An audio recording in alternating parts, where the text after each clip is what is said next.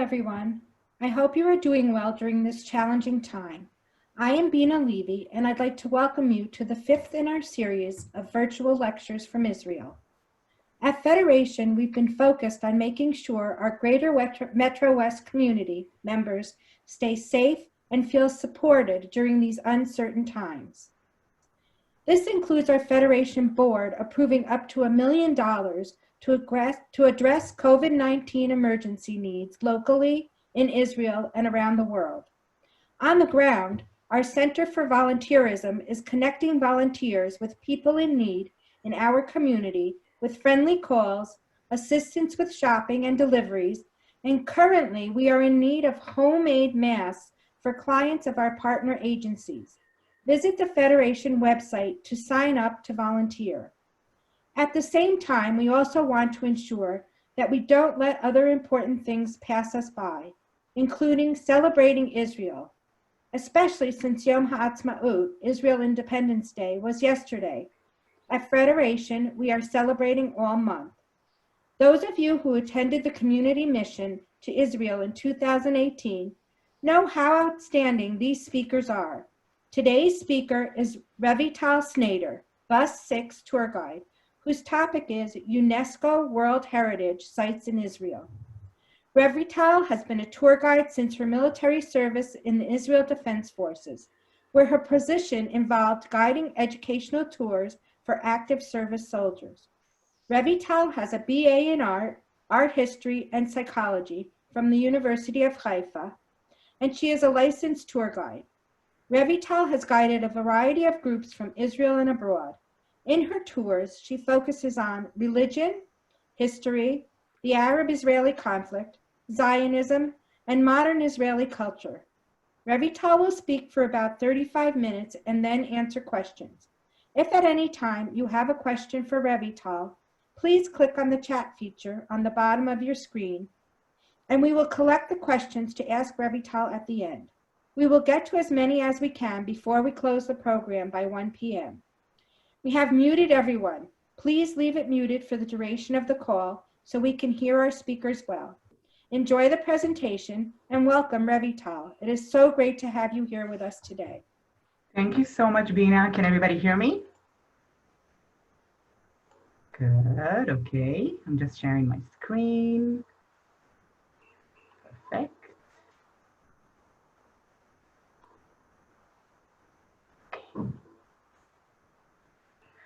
Hi, everyone. As Bina mentioned, my name is Revital Snyder Kamara. I'm just a little bit nervous because this is the first time I'm going to have a lecture on Zoom.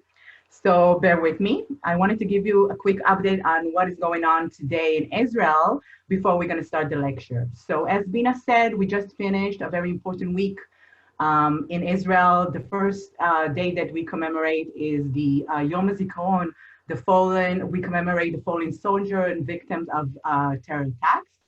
And yesterday, we just finished celebrating 72 years of our beloved country, Israel.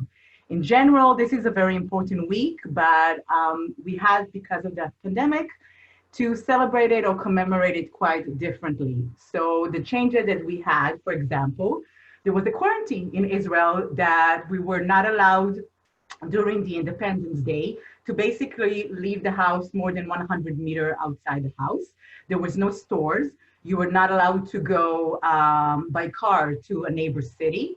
And most of the municipality decided to celebrate Independence Day via Zoom, like us today, or different methods like live TV broadcasts from different stages along the cities. Different artists volunteered to make sure everybody's happy and feeling a little bit of a celebration. My family and I'm married to Ron, and I have a little baby by the name of Ayala. She's 10 months old, and this is somewhat of a closure for me because when you were here during the mission, I just found out I was pregnant. And now she is, as I was building this presentation for you, she was a full force to be reckoned with because she was trying to get my attention all the time.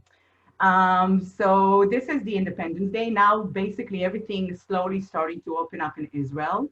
Mainly, personal-wise, we are concerned about should we send kids to school on Sunday. It's officially opening, not private school though, so we're not exactly sure would we send or should we send. We're just trying to see a few days what is going to be the adjustment that we're going to have to do. And that's a little bit about Israel. So let's dive right into our topic. So today we're going to talk about a few Israel World Heritage sites. This topic is massive. As I was choosing it, I thought to myself, how will I be able to talk about for 35 minutes about all of this? So what I'm going to do is I'm going to give you taste of the sites themselves, hopefully stimulate you to go and explore a little bit more after. So a little background in general. At the world today, we have about 1,121 World Heritage sites that are located in 167 countries. Some of the famous ones are the pyramids in Giza, the Big Wall in China, Pisa, and a lot more. In general, Israel joined the committee or joined the convention only in 1999, which is quite late. And the question is why. There was some political disagreement between Israel and UNESCO revolving the whole topic of Jerusalem. This is a whole topic that we're not going to talk about today, but this is the reason why we joined so late. So as soon as we joined, we decided to submit 25 sites in order to be reckoned as a World Heritage Site, which is quite an accomplishment for such a small country like Israel, as you know, at the size of New Jersey. So 9 of these sites were declared. You see in the list of all of the sites that we have today, some of the famous ones, Masada, old city of Acre, the cave of Marasha, and even just recently, about 5 years ago, we got a new one, Landmark of Jewish Renewal in the necropolis of Bet Shari. As I said, each and one of these deserve the respect of a full lecture. But what we're going to do is I'm going to give you a few tastes of the 3 ones that I chose. So these are the ones. Map of Israel, as you can see, with all the beautiful tourist sites that we have. The first one that I'm going to talk about is located up north on the coastal plain of Israel.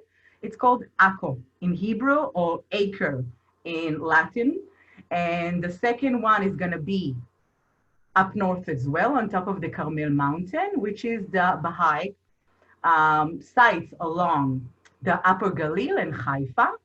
And the last but not least, on the coastal plain, I tried to keep it on the same coastal plain, is going to be the white city of Tel Aviv. Okay, so old city of Acre. What you're seeing right now is the peninsula of Acre. Acre was one of the first ones to be nominated in 2001 and be declared. As you can see, it's basically a small peninsula that has history more than 5,000 years. Actually, a little bit even more than that. We know about habitats in the Bronze period, but officially the city was uninhabited for more than 5,000 years, and this is the reason why UNESCO chose this city. The second reason is because this city is very unique. It's built on 2 levels. We have the down level, which is the Crusader city, and on top of it, there is the Ottoman, the Turks city. And these 2 cities are basically what making Acre the famous site that it is. What you're seeing right here is a picture of 1992, when they started excavating the Knights Hall. This is what you're seeing right here. And of course, above it, you're seeing the Turkish town. So what is making Acre so famous?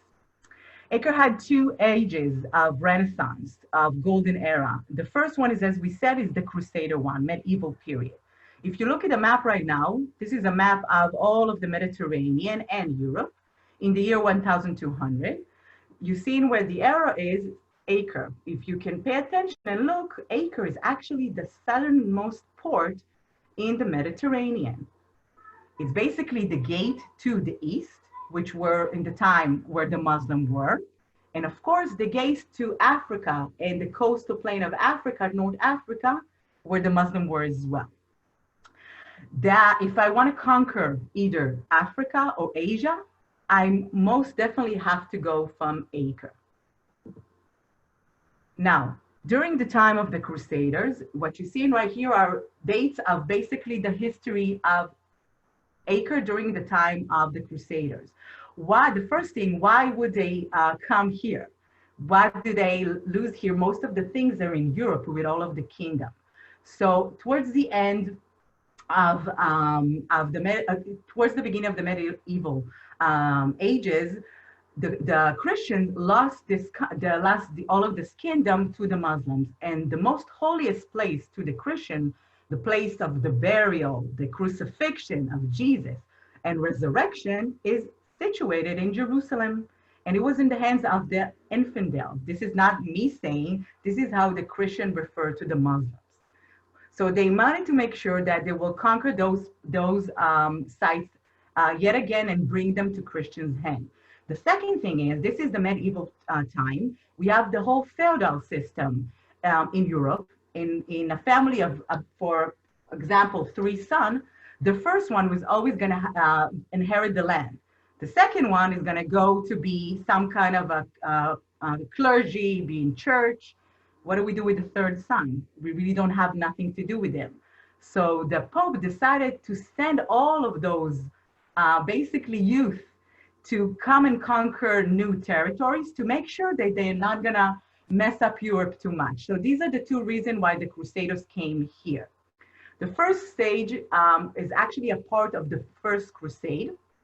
Jerusalem was conquered first, and after that, Acre was conquered in a 20-day siege, very short, swift, and created what we call the first Crusaders' kingdom of Jerusalem. Now, the picture that you're seeing in the lower part to the right is a famous picture of 2 important men that are fighting against one another that I'm sure you all heard of. And it's a part of the Third Crusade to this region. The representative of the Christian faith are 3 kings. The first one is the German Kaiser. His name is Frederick Barbarossa. He died on his way here, drowned with all of his soldiers. The second one is Filippo Augusto, which was the king of France. And the third one, and the most famous one, is the king of England, Richard Lionheart. And I'm sure all of you heard of it. So as soon as they decided to come to conquer all of this area, they have to fight against the Muslims. The representative, the main ruler of the Muslim was Saladin, or Salahuddin, as we say it right here. And he's the first Muslim leader that managed to unite all of the Muslim worlds against the Crusaders. So this is a picture, this is a representation of the battle between them. This was a great battle. It took almost 3 years to conquer Acre. Understand how much importance was to Acre. And as soon as the battle was won, Acre became the capital of the Mediterranean, the most important port city in the Mediterranean. During the 12th and the 13th century, there was no other city in Europe that was more important than Acre, which is quite surprising. In the heydays, more than 60,000 inhabitants lived in Acre. Today, there's only 54,000, so even more than today. And then the city fell in the hands of the Mamluks, the Muslim, in the end of the period, which finished all of the kingdom of the Crusaders and made the move to Europe. A lot of people don't know, but actually the Crusaders' orders started here. What happened is that they took monks, which were not supposed to bear any arms. According to Christianity, if we're trying to be like Jesus, we're not supposed to use any weapons. We're supposed to, if somebody slaps me, I give the other cheek. But because of the sites themselves being in the hand of the Muslim, what the Pope did, he allowed these monks to bear arms and created all of the orders that we know till today. The Hospitallers that we're going to see their sites, the Templars, the German Teutons, and all of them that we see today. So this is one kind of thing that I always try to correct. Orders are not European. They started here and then they went to Europe. What you're seeing right now is the first picture that was being taken in 1992. They was trying to put a new pipe for the sewage, and all of a sudden they found what we only can refer to as the Pompeii of the Middle Ages right here in Acre. What you see, and I'm going to go back and forth, just understand how beautiful everything was preserved.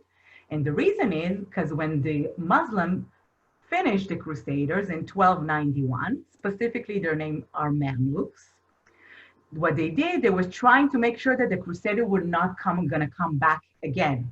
So what they did, they completely destroyed all of the port city on the coastal plain and the kingdom of Jerusalem. And how they did that, they tore down all of these structures and filled them with sand from the beach, which basically made them be preserved so beautifully centuries after. So what you're seeing right here is we're in the center of the courtyard of the Hospitallers Order from the World Hospital, of course, came from them. The second thing is, and you can see in the symbol right here to the right, this is the most famous room, I think, in every picture. If you Google Acre, you're going to see this picture. This is the refectorium, which is the dining room that all of the monks used to sit together and eat together. A lot of the things that we know today started from the Crusaders. For example, if you ever thought, why do you click the glasses to cheer? The reason is because during the medieval time, when you were trying to make sure that nobody poisoned your drink, the best way is to click it with the other person, then the water was spilled to the other side. And all of this started from the Crusaders as well. And of course, forks and knife, it's something that we have from the Crusaders, and all of them happen right here in the refectorial.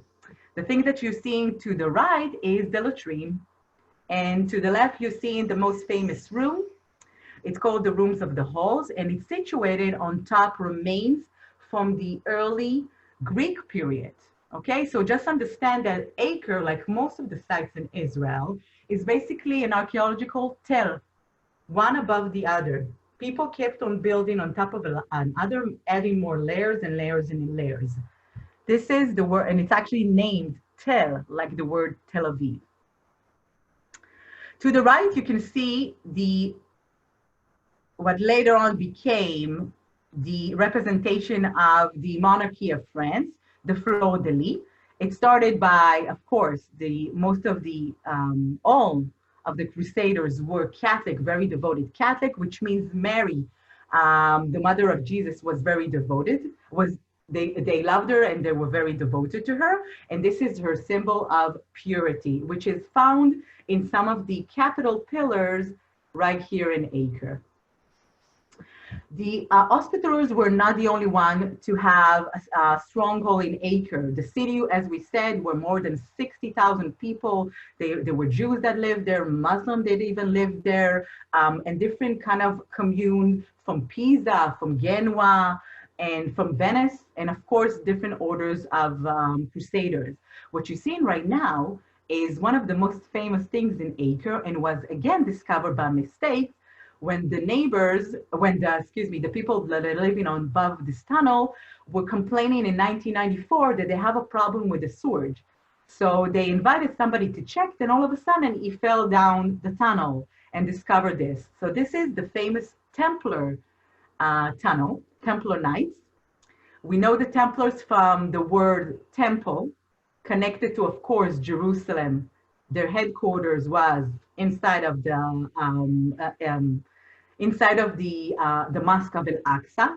Back then, they had no idea this is actually not the Palace of Solomon, because they never read the ending of the book of the Bible. So they were reading and thinking, they have no idea that the city was destroyed by the Romans. So they made there was a lot of miscommunication with the names of the city. Acre is one of example, because they thought is the ancient Philistine Ekron. But back to the topic, my mind moved a little bit. So the Templars, this specific tunnel went under the houses of the Crusaders. And the reason is because everything that you bring to the city, you need to pay custom to the rulers. Well, the Templars were very, very wealthy order, and not such, I would call it righteous order.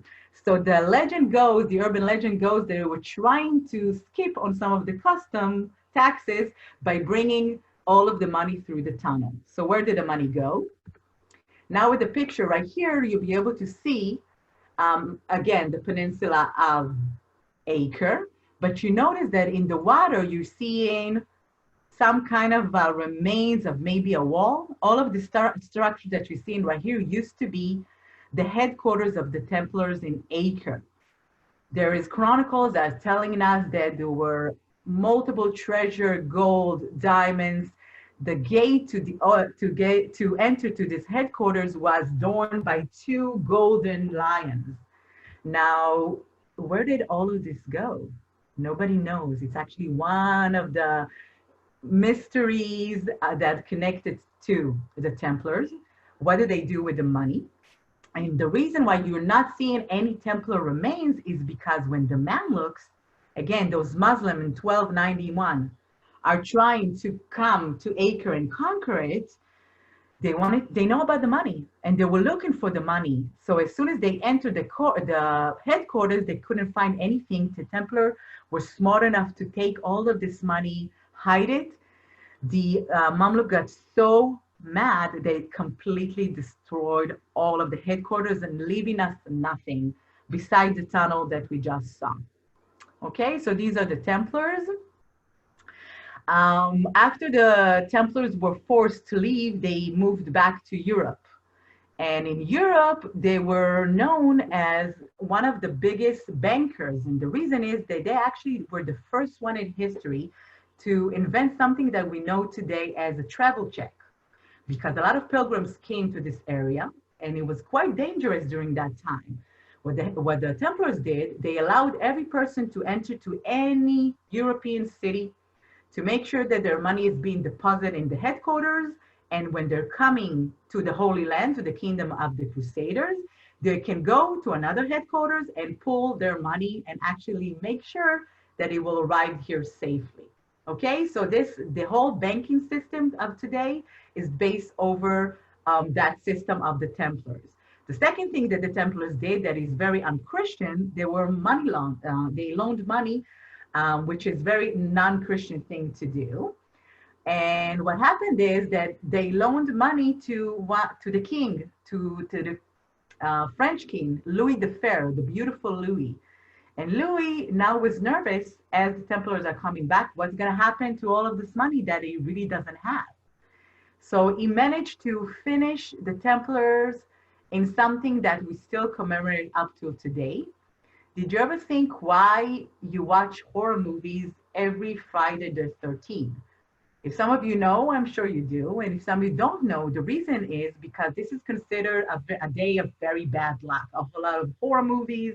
And the reason is because Louis the Fair decided on 13th of November, 1307, to make sure that all of the headquarters of the Templars will be attacked during the same time all through Europe. And he basically finished the official order of the Templars, Friday the 13th.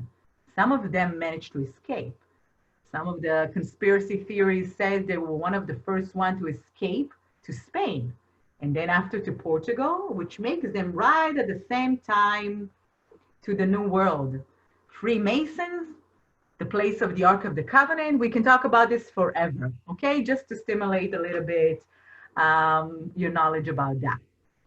So this is the lower part of Acre. The upper part of Acre, the Turkish part, the Ottoman, is we owe it to 2 individuals. I'm just looking how much time do I have. Give me before I'm going to stop for question. Give me a second. Okay. So the second part of Acre that is very famous is the Turkish area that is built on top of all of the ruins, the mosque that you see in the back. We owe it to 2 very famous people. The handsome man that you're seeing right here, his name is Tahir al-Omar or Dar al-Omar, and he was a Bedouin.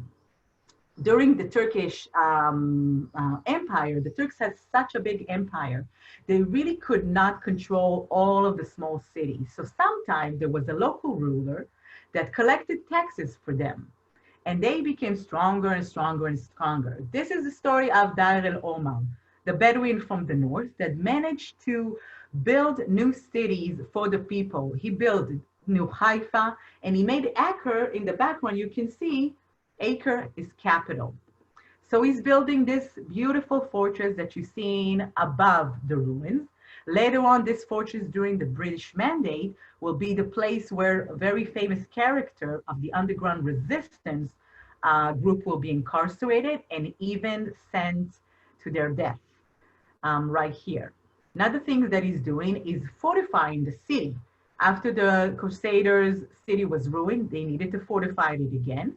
Please make sure to look to this one right here, because this wall will take a great part in another very famous occupation coming in a few hundred years. Excuse me, in a few years. So this was Dair el-Omar. Dair el-Omar got a little too big for his head, if you know what I mean, which basically made the Ottomans send somebody to cut his head off. And the person was this very peculiar looking person. His name is El-Jazar, Ahmed Pasha El-Jazar, which is the butcher. He used to be a very aggressive ruler, a very good ruler to his people, but if somebody crossed him the wrong way, he was known to chop a little piece of their organs. The character that you're seeing right here to the back of him is actually connected to our history. His name is Chaim Farhi. He was a Jewish man, and he was his most secretive and most helpful helper. And a lot of the returning back of the Jewish people to their communities in Acre, in Tiberias, happened because Chaim Farhi. So as you can see to the right, we're seeing the beautiful walls of Acre. And of course, you can see the mosque and the different churches that was built during the Turkish occupation of the city. Remember the wall I told you 2 slides ago? This one specifically. So this small wall that you're seeing right here was a part of a very, very famous campaign of this guy. You can recognize that this is Napoleon. Napoleon Bonaparte decided that he's going to be the modern crusader. He's going to come and he's going to conquer all of this region and the East from the hands of the Muslims, okay, from the Turks. And he came here for a short period campaign, about 3 months. He had a lot of victories in Egypt and around Mount Tabor, but the walls that you're seeing right here were the ones to stop Napoleon. After he was deported to St. Helena, he said there and he's writing all of his writing, and he says the one thing he regrets that he didn't manage to conquer Acre, because if he would conquer Acre, he will rule the world, which makes East and Africa open to Napoleon. So this small city standing through many conquests of many important people, and one of the reasons, 1799, and one of the reasons why this is a World Heritage Site. El-Jazar continued to build the city after the campaign of Napoleon failed. What you're seeing right here to the right is the beautiful hammam, a bathhouse that is still preserved up to today, and they use it until the 50s. The building that you're seeing to the left of the screen is what we called Khan el-Umdan, which was one of the first hotels, Khan, a place where you come, you stay with your camels, you let them rest a little bit. Today, this is probably gonna become one of the boutique hotel in Acre. We're waiting to see what's gonna happen with it. And of course, the clock tower that you're seeing to the back is one of 6 clock towers that was built in the Ottoman part of Palestine or Palestina during the Turks by Abdul Hamid II, a very famous Turkish ruler that built also the train, the delivery train to Mecca and Medina. Now, the last thing I'm going to talk about in Acre is this beautiful mosque that you're seeing right here. This is Mosque of El-Jazar. It's actually buried in this small building right here. Up till 1967, when the city of Jerusalem was united and Israel had access to Temple Mount, this used to be the biggest mosque in Israel. And inside of the mosque, you can see the beautiful fence right here. It's decorated. Inside of it, there's a box with a very important relic to the Muslim people. They have a hair from the beard of Muhammad. They take it out once a year in a holiday that is called Eid al-Fitr. It's the holiday that the Muslim finish the Ramadan, the month of Ramadan that we actually are now, we just started a few days ago. So in the end of the Ramadan, they take out during the celebration of Eid al-Fitr, one of the hairs of Muhammad's beard, which makes this mask a very, very important mask for the Muslim here in Israel and Palestine. Okay, this is there any question up to now before I'll continue? I'm still not moving a city, but I want to give you a few because I gave you quite a lot of information. Do we have any? No, not at the time. I think we can continue. But Great. if you have, write it in the chat for later. Okay, great. Am I talking too fast? We good? Okay, great. Thank you, Bina. Okay, so we're not moving far. About 10 minutes drive just outside of the old city of Acre. We're passing in time from 2001 to 2008. And what you're seeing right here, it's called the Gardens of the Baji. We're moving a topic. We're not talking about the Crusaders anymore. We're not talking about the Turks anymore, but Acre is very important in Israel and specifically in UNESCO World Heritage Site because it's actually declared twice. And the other reason is because the Baha'i faith, the holy sites for the Baha'i faith. What you're seeing right here is beautiful garden, the Gardens of Baji, that are located about 10 minutes drive from the old city of Acre. Inside right here, you see in the a villa, I don't know, hacienda, how to call this wonderful, gorgeous, big place. This is where the main prophet of the Baha'i people is buried, which makes this the holiest place for the Baha'i people around the world. Okay, why here? Who are the Baha'i? All of this question I'll be answered, hopefully, if not. This is another topic that I can talk about a semester university, but I'm gonna make my best, okay? So if I'm trying to compare the person that is buried right here to the Jewish religion, just that you understand, this is basically their Mashiach, their Messiah. If this a Christian, this is the second coming of Jesus. The person that is buried right here is called Bahula, which means it's a Persian word for the glory of God.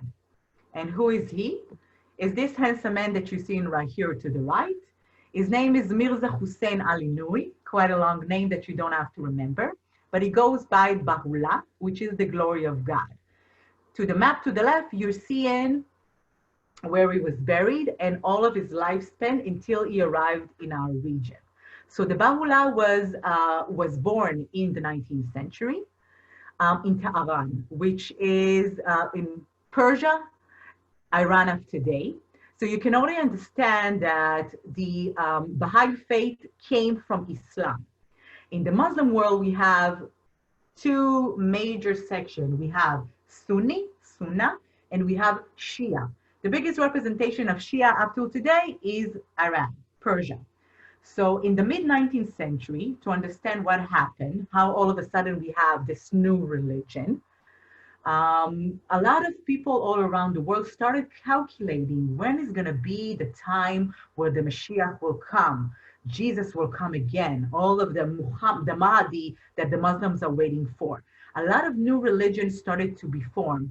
Specifically, according to our history, we have some kind of revival of Zionism. People are starting to move here. Christian, for example, German Templars are moving to this area because according to the Jewish tradition and the Christian tradition, in order to make sure that it will come earlier, we need to make sure that the Jews are returning back to their ancestor land of Israel, okay, this kingdom. So this is why a lot of new religions started happening, and the Baha'i faith was one of them. So Bahula is the main founder, the main prophet, basically is the continuation of all of the prophets from all of the monotheistic religion.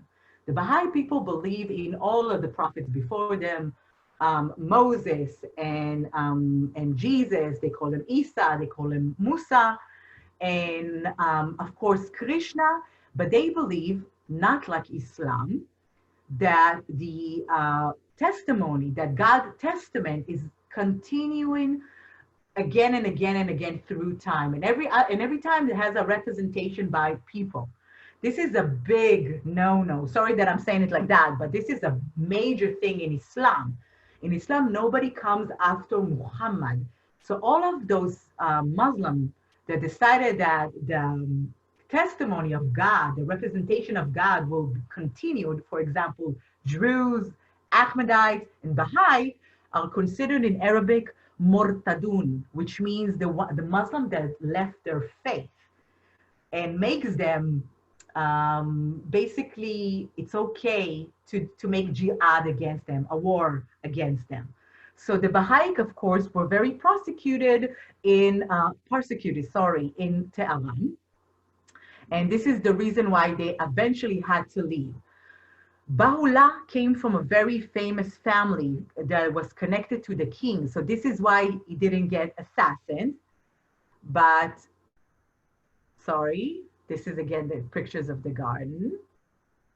But a person that came before him, if we call him the gate, or for example, in Judaism, prior to the Mashiach coming, we're waiting on Elijah the prophet. In Christianity, before second coming of Christ, we're waiting to John the Baptist.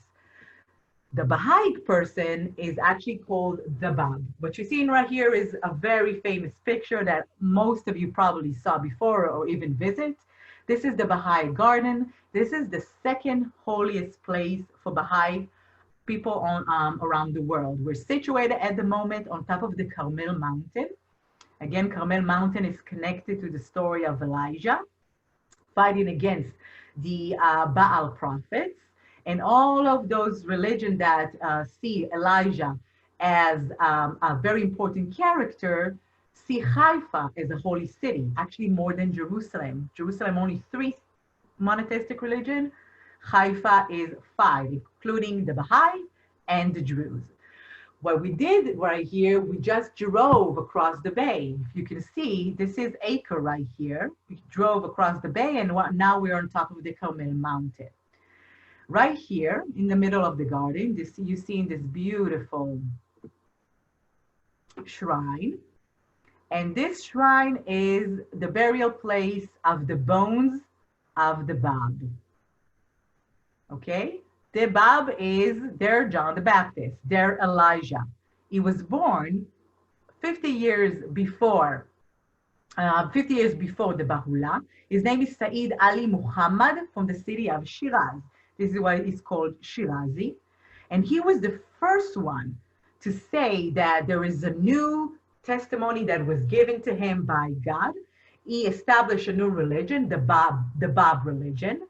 This is the Persian words that mean gate, Bab, and through him, the right prophet, the prophet that everybody's waiting for is coming. He was right, the Baha'u'llah did come after him.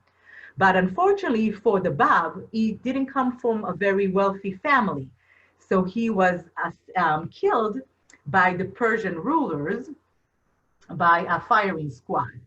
His 18 followers, his 18 first followers, his squad, or as they say in Muslim, is mashaba, which is his close family and friends and believer, took his bones, hid them, and eventually brought them to here during the Turkish period. And all of the shrine was built in the beginning of the 90s. The second thing that we have in the gardens right here, after a series of rulers that came from the house of Baha'u'llah, his son, his grandson, that decided there's not going to be any more inheriting the rule of the new faith. So they have 9 consuls that are sitting right here in Haifa in this beautiful new Renaissance building.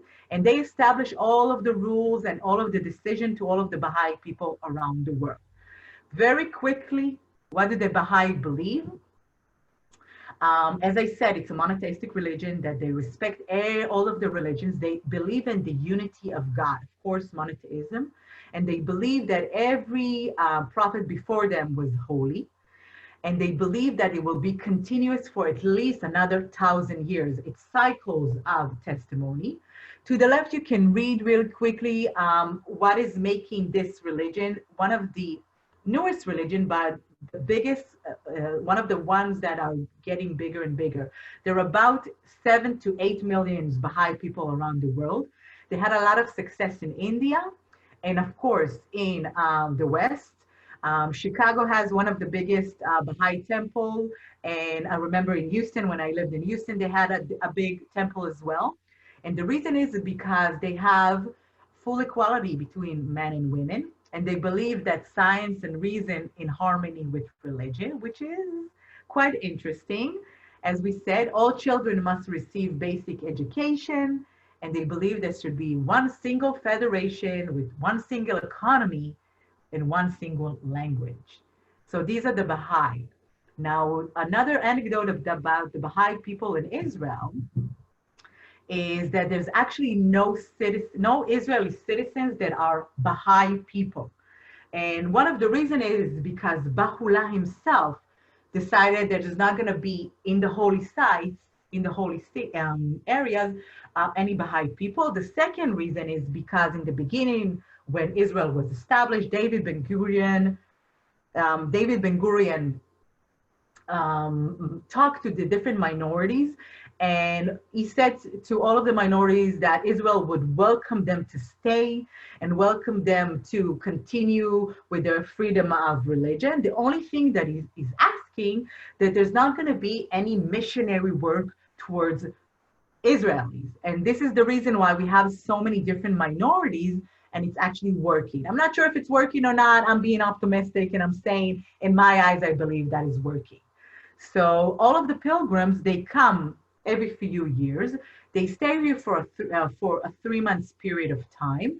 And what they do, they make sure that the beautiful garden are being well taken care of. This is their pilgrimage. The reason behind the gardening is supposed to remind everybody the Garden of Eden, paradise. It comes from a Persian word of paradise, pardes. 5 minutes. Okay, questions? Should we continue? Okay, no questions. Good. Okay, going backwards. So this was Acre. We finished Acre and finally we're driving down south and now we at Startup Nation, Sin City of Israel. A lot of things that you can say about Tel Aviv, but Tel Aviv is famously known to be as the White City. And the White City is because this beautiful picture that you're seeing right here, that most of the structures that you've seen in the pictures are connected to the modern movement, architecture, modern movements of the 1930s and 40s. And this is how we call Bauhaus, Le Corbusier, and I want to talk to you just a little bit about that. So let's go back in time, exactly 111 years ago.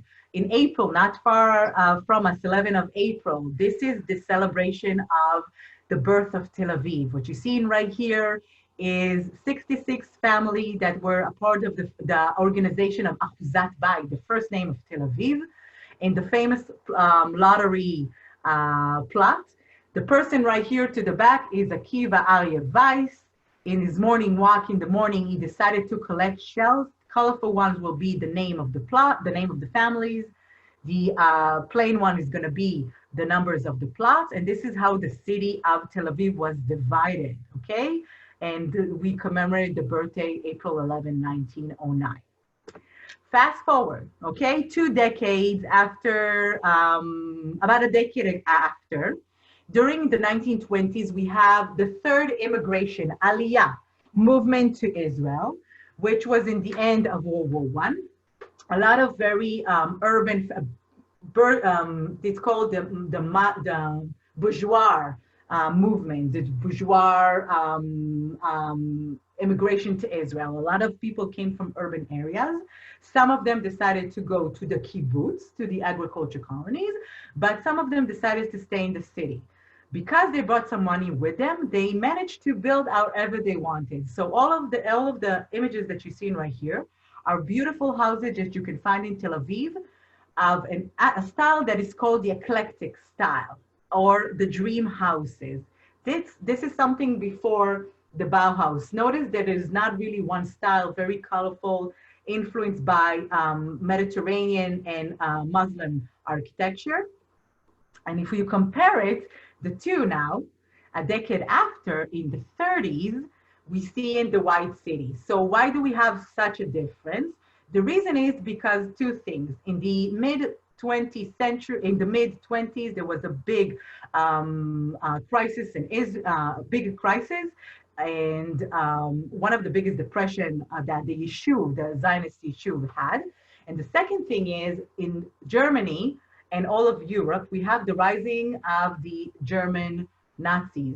And in the beginning, they let the Jews leave Germany, but they didn't allow them to go with money. The only thing that they can take out is German products, which will then Germany will be able to use the assets in order to revive after the shameful loss of World War I.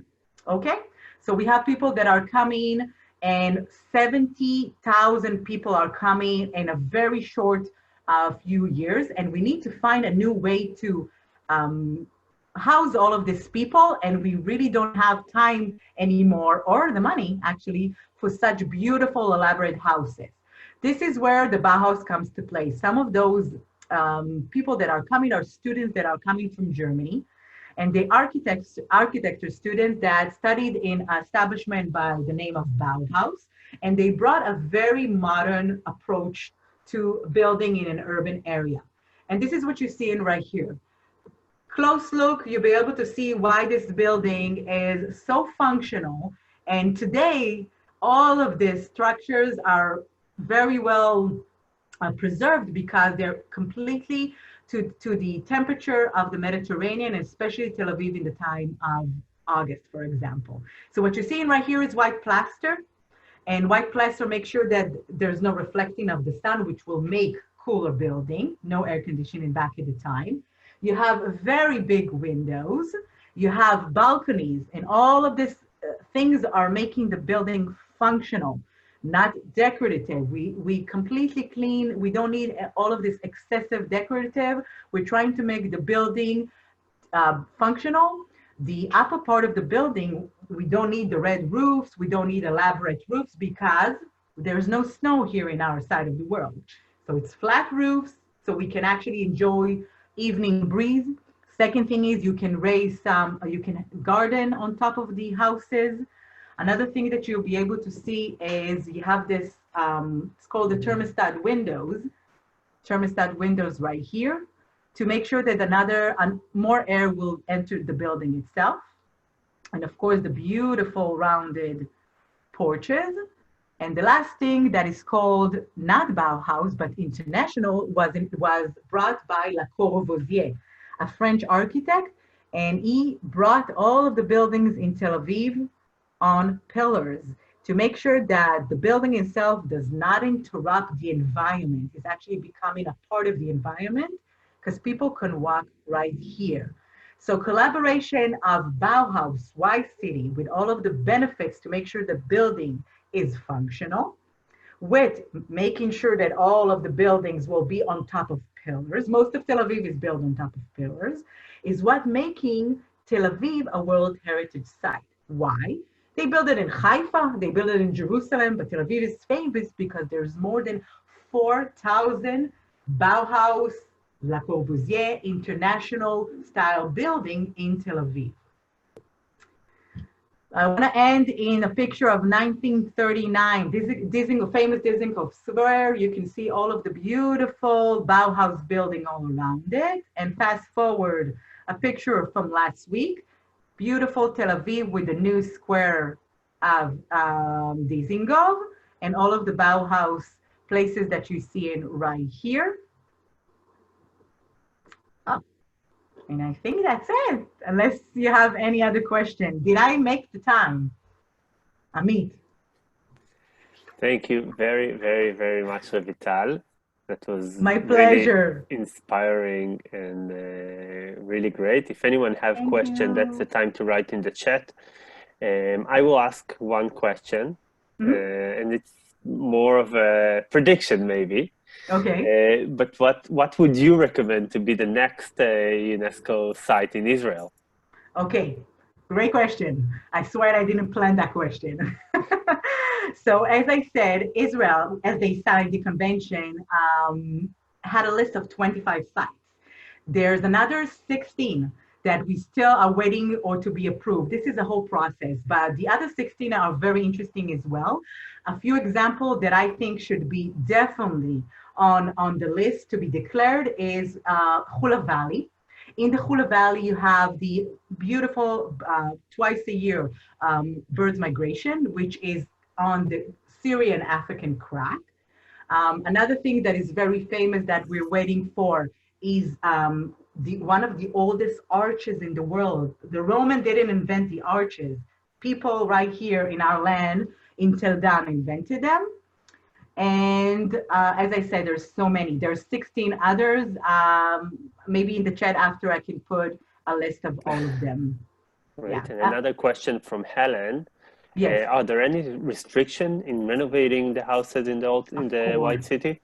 Yes, of course. So basically, not just the White City, but in general, all of the buildings that are being preserved or supposed to be preserved, you're not allowed to build them however you want. They're supposed to look exactly like the original building.